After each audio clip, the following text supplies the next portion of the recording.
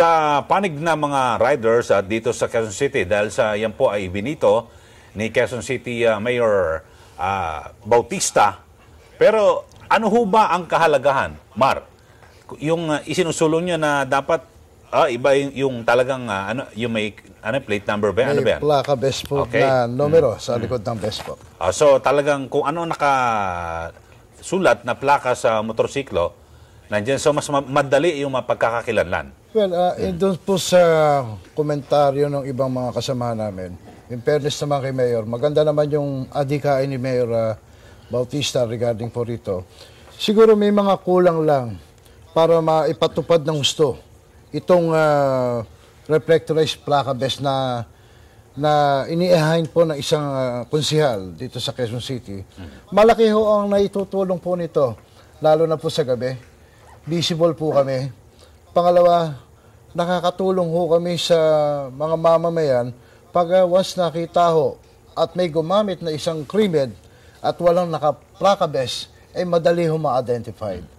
Kaya nga ho kami rito, yung advokasya po ng grupo namin, kami tumutulong din sa kapulisan sa pamamagitan ng mga information and dissemination at kami rin ho ay may mga two-way radio na kaagad-agad na ibabato namin sa mga kinaukulan.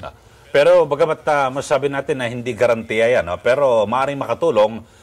Pero halimbawa sa Mandaluyong, Chairman, ay pinatutupad at may multa na kapag pareho sa lalaki na magkaangkas, kapwa lalaki, bawal at may multa. So, kayo bilang talagang advokasya nyo ay talagang magkaroon po ng kampanya laban po sa kriminalidad at bantayan yung mga bawat kaso na biktima ng krimen. May tulong ba ito, Chairman? Alam mo, bawat syudad, no, naghahalal tayo ng konsihal. Dito nga sa buong Pilipinas, naghahalal tayo ng senador at saka congressman para gumawa sila ng batas na naaayon sa panahon. Pagdating sa national, ang hinihingi namin ay maibalik ang parusang kamatayan para at least matakot itong mga kriminal na to dahil walang sino mga kahit na napakawalang hiya niyang tao na yan, takot sa kamatayan yan. Kaya kung maiba sa national, ang hiling namin ay ibalik ang death penalty. At dito naman sa lokal, talagang gagawa at gagawa obligasyon ng mga konsihal na gumawa sila ng batas na naayon sa panahon.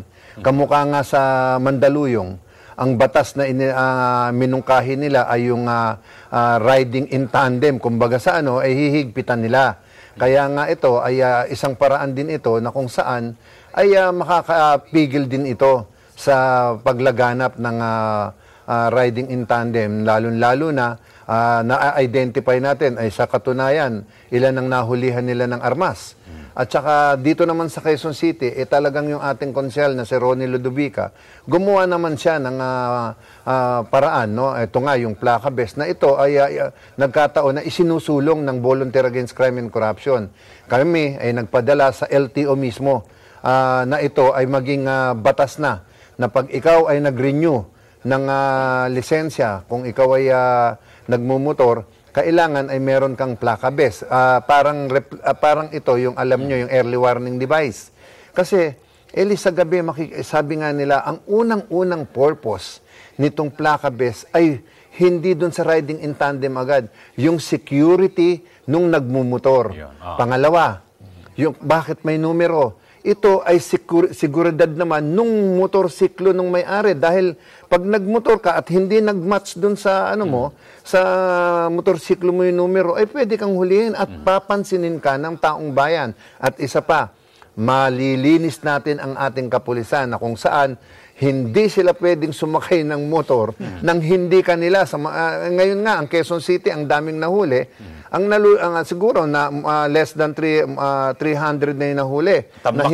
Na hindi tinutubos, Pero kung sana, pagkahuli, na hindi mo yung motor, dapat dinetain na yung tao dahil unang-una, dinadrive mo yan na hindi sa'yo. Pagkatapos, pakuha mo yung yung rehistro. Pag walang nakuha, ibig sabihin, ninakaw mo yan. By that, na-address natin agad yung solusyon, kagyat na solusyon, para maiwasan natin itong riding in tandem.